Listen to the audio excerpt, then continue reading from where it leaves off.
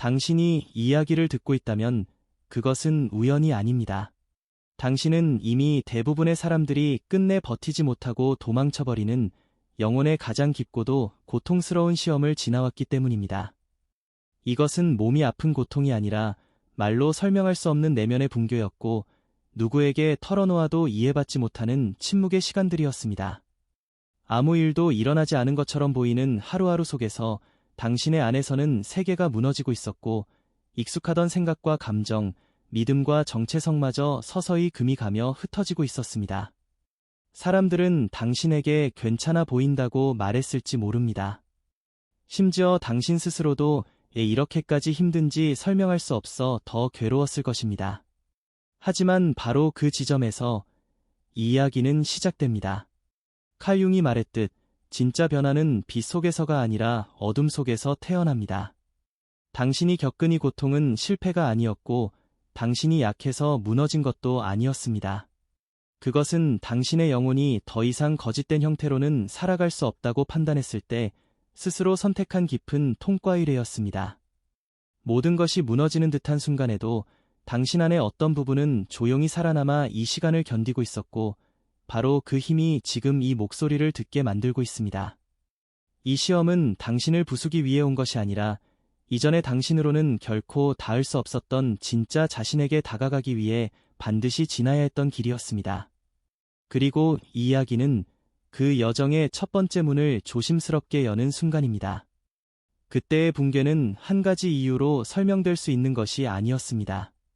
마치 약속이라도 한 듯 삶의 여러 영역이 동시에 금을 내며 무너져 내렸습니다.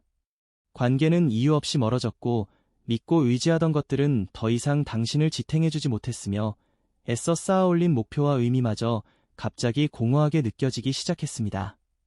아침에 눈을 뜨면 특별히 나쁜 일이 생긴 것도 아닌데 가슴은 이미 무겁게 가라앉아 있었고 밤이 되면 왜 이렇게까지 숨이 막히는지 스스로에게조차 설명할 수 없었습니다. 사람들은 조언을 했고 의사들은 이름을 붙이려 했으며 주변은 이 시기를 단순한 슬럼프나 우울로 정리하려 했을지도 모릅니다. 하지만 당신은 알고 있었습니다. 이것은 기분의 문제가 아니라 삶의 표면 아래에서 일어나고 있는 더 깊은 균열이라는 것을 말입니다. 가장 고통스러웠던 것은 상실 그 자체보다도 그 상실을 말로 옮길 수 없다는 사실이었습니다. 아무리 설명해도 핵심은 빠져나갔고 결국 당신은 이해받지 못한 채 홀로 침묵 속에 남겨졌습니다. 바로 그 침묵 속에서 이전까지 붙들고 살았던 모든 정의와 확신들이 하나씩 의문을 받기 시작했고 당신은 원하든 원하지 않든 더 이상 돌아갈 수 없는 지점까지 천천히 끌려가고 있었습니다. 이 시점에서 당신은 스스로를 고장난 사람처럼 느꼈을지도 모릅니다. 이전에는 자연스럽게 하던 생각과 선택들이 더 이상 작동하지 않았고 마음속 나침반은 방향을 잃은 듯 보였습니다. 무엇을 좋아하는지, 무엇을 믿고 살아왔는지조차 흐릿해지며 마치 내면의 구조 전체가 해체되고 다시 조립되는 과정 한가운데에 서 있는 느낌이 들었을 것입니다. 하지만 이 붕괴는 파괴가 아니라 재구성이었습니다. 칼 융의 언어로 말하자면 자아는 해체되고 있었지만 더 깊은 차원의 자기, 즉 셀프는 조용히 새로운 질서를 준비하고 있었습니다. 당신은 예전의 자신으로 돌아가고 싶다고 생각했을지 모르지만 이미 그 길은 닫혀 있었습니다. 다시 예전처럼 웃고 예전처럼 목표를 줬고 예전처럼 살아보려 했어도 어딘가 어긋난 느낌이 사라지지 않았기 때문입니다. 이것은 실패의 신호가 아니라 더 이상 낡은 틀로는 당신의 삶을 담을 수 없다는 분명한 신호였습니다. 겉으로 보기에는 아무 일도 일어나지 않은 것처럼 보였지만 그 보이지 않는 곳에서 당신은 과거의 형태를 벗고 아직 이름 붙일 수 없는 새로운 자신을 향해 조용히 이동하고 있었습니다. 그 과정에서 가장 깊이 당신을 괴롭힌 것은 고통 그 자체보다도 누구에게도 이해받지 못한다는 감각이었을 것입니다. 주변 사람들은 당신을 걱정하며 말을 건넸지만 그 말들은 이상하게도 위로가 되지 않았고 오히려 더 멀어지게 만들었습니다. 생각을 좀 긍정적으로 해봐. 바쁘게 지내면 괜찮아질 거야 같은 말들은 당신이 겪고 있는 것이 단순한 감정의 기복이 아니라는 사실을 전혀 건드리지 못했기 때문입니다. 설명하려 할수록 말은 어긋났고 핵심에 다가가기 전에 이미 포기하게 되었으며 결국 당신은 조용히 입을 닫는 법을 배우게 되었을지도 모릅니다. 그렇게 고립은 서서히 깊어졌고 사람들 속에 있으면서도 혼자인 느낌은 더욱 선명해졌습니다. 하지만 이 외로움은 벌이 아니라 통과 의례의 일부였습니다. 누구도 대신 걸어줄 수 없는 길이었기에 이 여정은 본질적으로 혼자일 수밖에 없었습니다. 바로 그 고독 속에서 당신은 처음으로 외부의 목소리가 아닌 자신의 내면을 들을 수 있는 공간에 들어서고 있었고, 세상과 잠시 단절된 그 침묵의 시간은 이후의 변화를 위한 조용한 준비가 되고 있었습니다. 시간이 지나면서 당신은 서서히 깨닫기 시작했을지도 모릅니다. 이 모든 붕괴가 우연히 찾아온 재앙이 아니라는 것을 말입니다.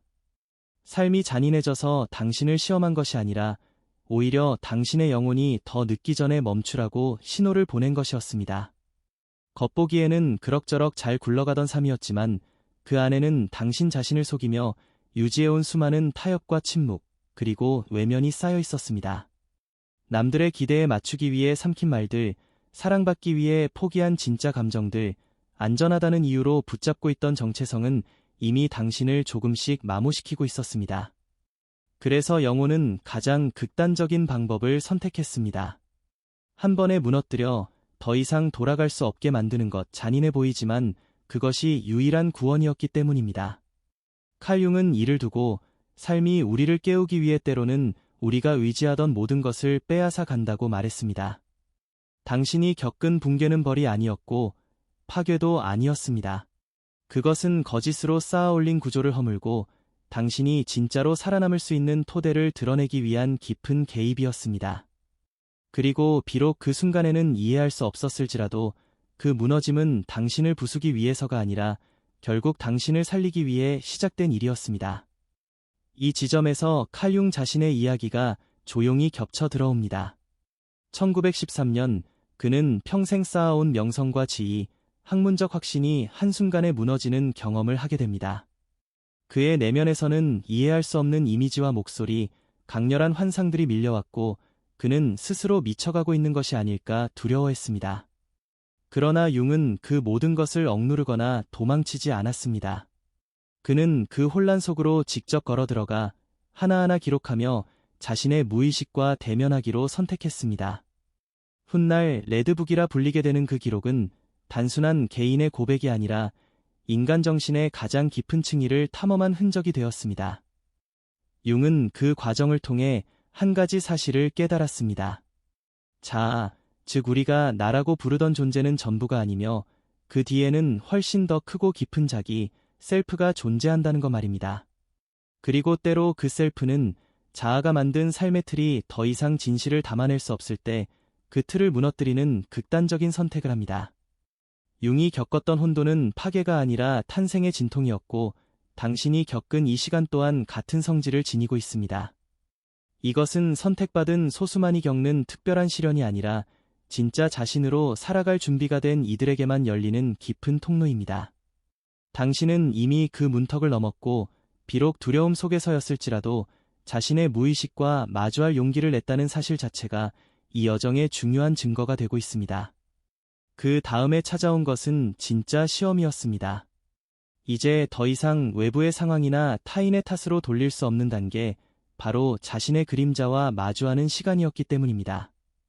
그림자는 단순히 부정적인 성격이나 고쳐야 할 결점이 아니었습니다. 그것은 오랫동안 인정받지 못해 어둠 속으로 밀려난 감정들, 분노와 질투, 두려움뿐만 아니라 남들에게 미움받을까 봐 숨겨두었던 당신의 욕망과 진짜 목소리까지 모두 포함하고 있었습니다. 당신은 그동안 착한 사람으로 남기 위해 혹은 사랑받기 위해 스스로를 배신하는 선택들을 반복해 왔을지도 모릅니다. 싫다고 말하지 못하고 웃어넘긴 순간들, 상처받았으면서도 괜찮은 척했던 기억들, 자기 자신보다 타인의 기대를 먼저 고려했던 모든 장면들이 하나씩 떠올랐을 것입니다.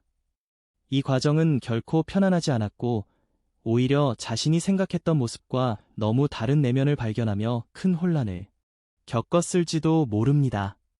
하지만 바로 이 대면이 변화의 핵심이었습니다. 칼 융이 말했듯 의식되지 않은 것은 운명처럼 우리를 지배합니다. 그림자를 직시한다는 것은 더 이상 무의식적인 반복 속에 살지 않겠다는 선택이었고, 그 선택은 당신을 이전의 삶과 분명히 갈라놓았습니다.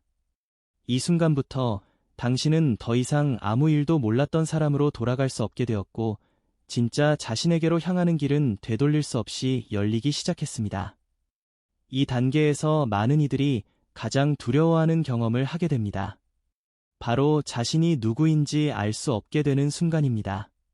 이전까지 붙잡고 있던 역할과 이름, 성격과 이야기들이 하나씩 의미를 잃으며 떨어져 나가고 거울 속의 얼굴조차 낯설게 느껴질 때가 찾아옵니다. 감정은 무뎌졌다가 갑자기 깊어지기를 반복하고 세상과 자신 사이에 투명한 막이 생긴 것처럼 느껴지기도 합니다. 살아는 있지만 예전처럼 존재하지 않는 듯한 이 감각은 많은 사람들을 미쳐가고 있다는 공포로 몰아넣습니다. 그러나 이것은 광기가 아니라 자아의 죽음에 가까운 과정이었습니다. 칼 융은 이를 두고 오래된 자아가 해체되지 않으면 새로운 의식은 탄생할 수 없다고 말했습니다. 당신 안에서 무너지고 있던 것은 당신 그 자체가 아니라 당신을 보호한다고 믿어왔던 낡은 껍질이었습니다. 모든 것이 사라진 것처럼 느껴지는 그 자리에서 사실은 하나의 존재만이 조용히 남아 있었습니다. 생각과 감정이 오르내리는 것을 지켜보고 있는 관찰자, 어떤 상황에서도 완전히 사라지지 않는 중심 말입니다. 이 중심을 발견하는 순간 당신은 처음으로 깨닫게 됩니다.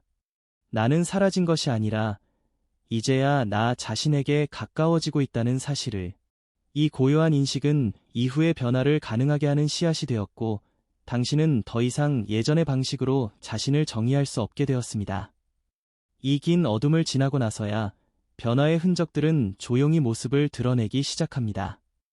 겉으로 보기에 당신의 삶이 갑자기 극적으로 달라진 것은 아닐지도 모릅니다. 하지만 사람과 상황을 바라보는 시선은 분명히 달라져 있었습니다.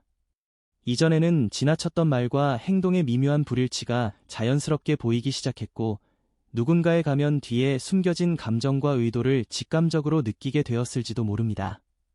감정은 더 깊어졌지만 그에 휘둘리지는 않게 되었고, 슬픔과 기쁨, 사랑과 상실이 동시에 존재할 수 있다는 사실을 몸으로 이해하게 되었습니다. 또한 더 이상 모든 것을 설명하거나 증명하려 애쓰지 않게 되었고, 자신의 한계를 인정하며 건강한 경계를 세우는 법을 배워갔습니다. 이 과정에서 많은 이들이 자연스럽게 다른 사람들의 고통에 민감해집니다. 한때 자신이 상처 입은 치유자였기에 말없이 곁에 있어주는 것만으로도 누군가에게 큰 위로가 될 수 있다는 것을 알게 되기 때문입니다. 칼 융이 말한 상처 입은 치유자의 모습이 바로 여기에서 드러납니다. 이 선물들은 노력해서 얻은 기술이 아니라 견뎌냈기에 남겨진 흔적들이었습니다. 당신이 겪은 고통은 사라진 것이 아니라 더 넓은 이해와 깊은 연민으로 형태를 바꾸어 이제 당신 안에 조용히 자리 잡고 있었습니다. 이제 당신은 분명히 알고 있을 것입니다. 이 모든 과정을 지나오며 당신은 더 나아진 사람이 되었다기보다 완전히 다른 사람이 되었다는 사실을 말입니다. 이전으로 돌아가고 싶다는 생각이 들 때도 있겠지만 사실 그 길은 이미 존재하지 않습니다. 애벌레가 나비가 된 뒤 다시 예전의 몸으로 돌아갈 수 없듯 당신 또한 한 번 이 변화를 통과한 이상 같은 방식으로 세상을 살아갈 수는 없게 되었습니다. 당신은 더 조용해졌을 수도 있고 더 단순해졌을 수도 있으며 예전처럼 많은 것을 원하지 않게 되었을지도 모릅니다.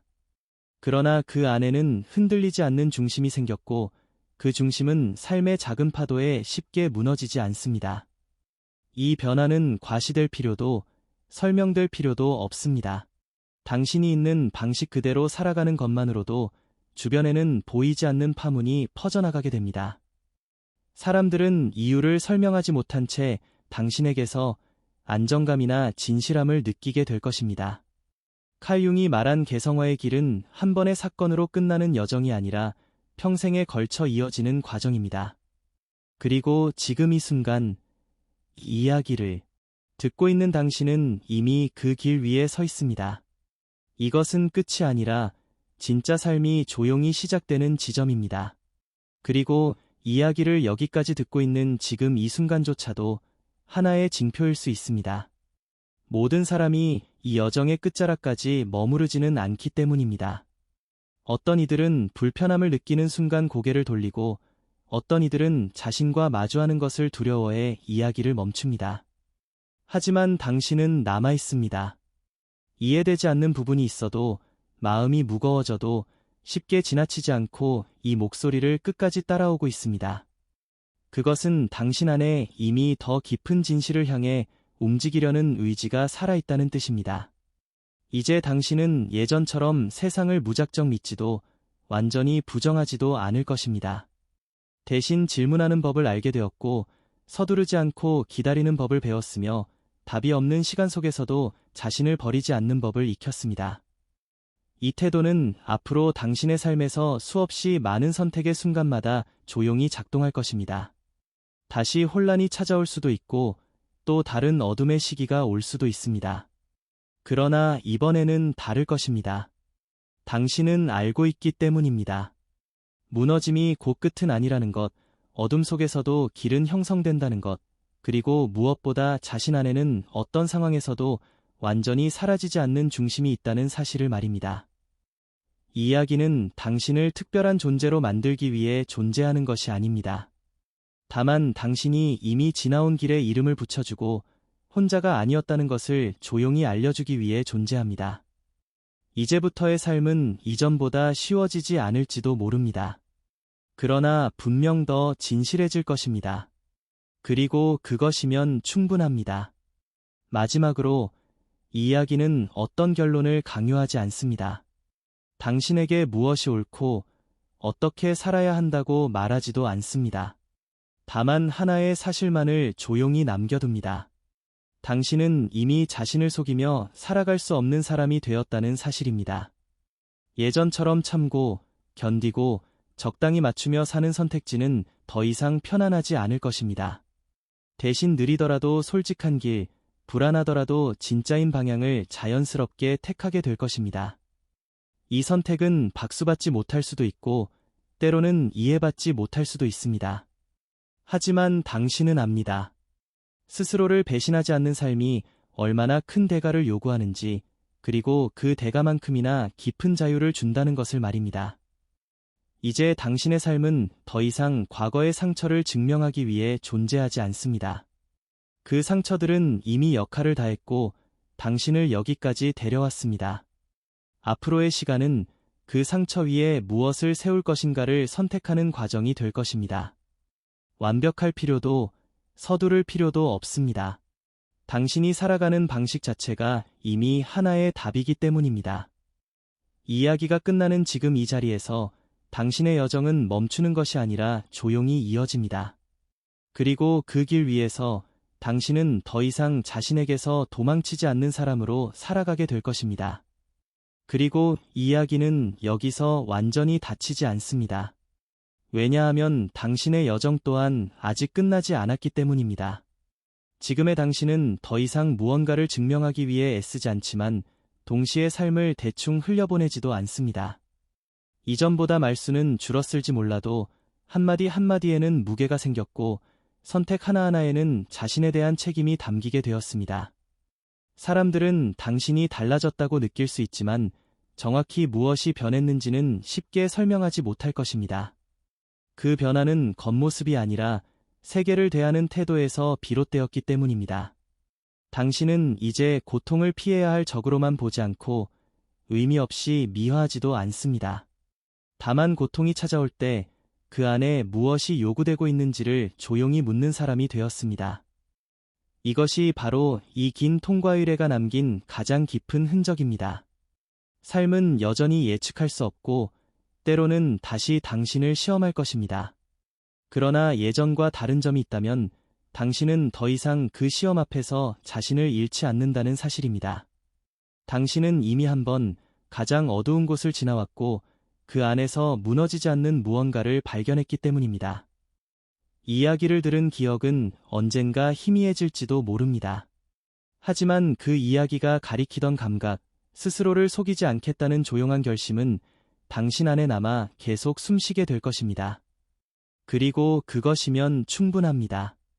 당신은 이미 길 위에 있으며 그 길은 지금 이 순간에도 당신의 발걸음 아래에서 조용히 이어지고 있습니다. 이제 이 이야기는 마지막에 다다르고 있습니다. 더 이상 새로운 깨달음을 덧붙이거나 당신을 더 깊은 곳으로 끌어당길 말은 남아 있지 않습니다. 왜냐하면 필요한 말들은 이미 충분히 전해졌고 그 이후의 부분은 언어가 아니라 당신의 삶이 직접 이어가야 할 목이기 때문입니다. 이 여정은 누군가의 인생을 극적으로 바꾸겠다고 약속하지도 고통이 다시는 오지 않을 것이라 위로하지도 않습니다. 다만 분명한 한 가지는 남깁니다. 당신은 이미 가장 중요한 지점을 통과했고 다시는 예전처럼 무의식 속에서만 살 수 없는 사람이 되었다는 사실입니다. 앞으로도 길을 잃는 순간은 올 것이고 흔들리는 날들도 있을 것입니다. 하지만 그때마다 당신은 어렴풋이 기억하게 될 것입니다. 완전히 무너졌다고 느꼈던 그 시간 속에서도 자신을 끝까지 놓지 않았던 경험을 말입니다. 이 이야기는 당신에게 답을 주기 위해 존재한 것이 아니라 당신이 이미 지나온 길이 의미 없지 않았음을 확인해 주기 위해 존재했습니다. 그리고 지금 이 문장을 듣는 순간 이 이야기는 조용히 역할을 마칩니다. 더 붙잡지 않고 더 끌어당기지 않으며 당신을 다시 당신의 삶으로 돌려보냅니다. 여기서 이야기는 끝났습니다. 하지만 당신의 여정은 바로 지금 이 자리에서 계속됩니다.